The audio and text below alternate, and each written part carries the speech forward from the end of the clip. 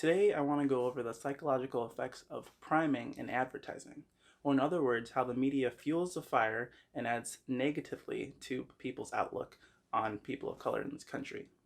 My goal is to provide you with some stimulating information that will hopefully help you think more critically about what's happening in the country today.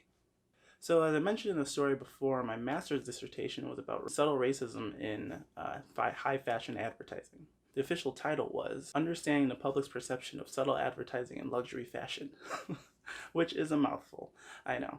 But I think a lot of the research I did is very pertinent right now and could benefit and help others understand kind of how I've been thinking of things. So for this, I'm going to grab my laptop because I actually wrote this out so that I can sound articulate when trying to provide this information to you. So let's just jump right in. Beyond the extreme overt displays of racism, more subtle recurring stereotypes can be found all throughout media and other aspects of American culture. A troubling stereotype that you've probably heard is that black young males are criminals or dangerous, something along those lines. This has perpetuated and has been shown in ways from the 70s and 80s, and obviously before that, of course.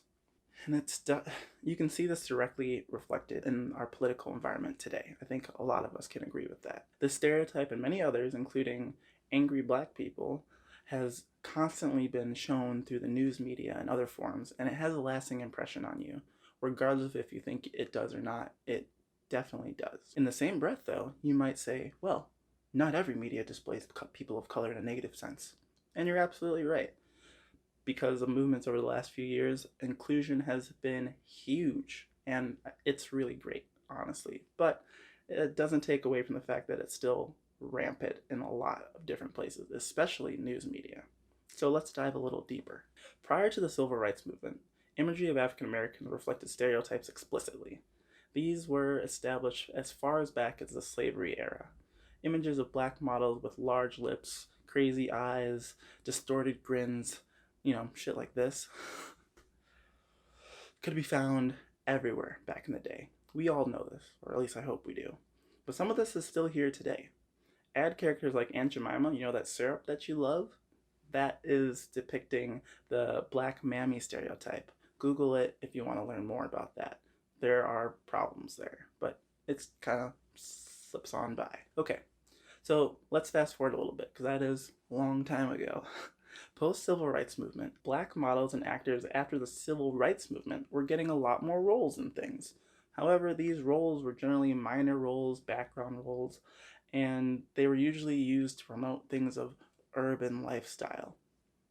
Rarely would you see, in some cases still today, people of color representing businesses or work or products of high value. These things were not acceptable for people of color to represent in advertising and media.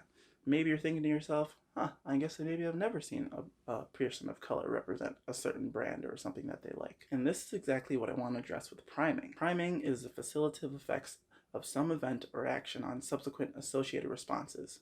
In plain English, that means the stuff you see repeatedly affects how you react to stuff. You might be thinking, well, yeah, duh. My point is, we must remember that all the subtle and not so subtle ways people are represented in the media as dangerous, or not representing products of value, or being shown as gangsters or thugs, is priming us to associate them in a certain way. This is part of the problem. So how does this affect us now? For one example, let's look at what Trump tweeted, right? When he talked about the two different protests. You got the good people and you got thugs. Whether he knows it or not, these words are pushing an implicit narrative that we have all been exposed to our whole life. The media is showing that people of color are dangerous, less than others, and just a stereotype. This is not okay from the leader of our country. It is important to acknowledge and call out the media entities responsible for these images and messages they provide to the world.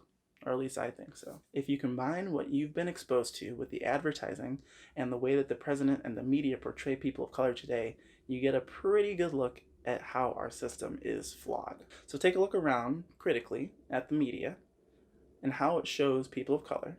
Look at the riot videos, listen to the audio, listen to the words, and you'll start to see the picture.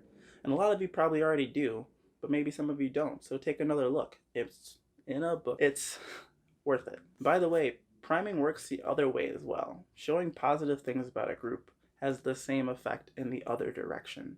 So if I could figure this out for my paper, I'm sure the media knows this and chooses not to do it. If you made it this far and you're still watching, leave a comment. If you'd like to hear more from my dissertation, there's a ton of extra research that I can make into these little videos.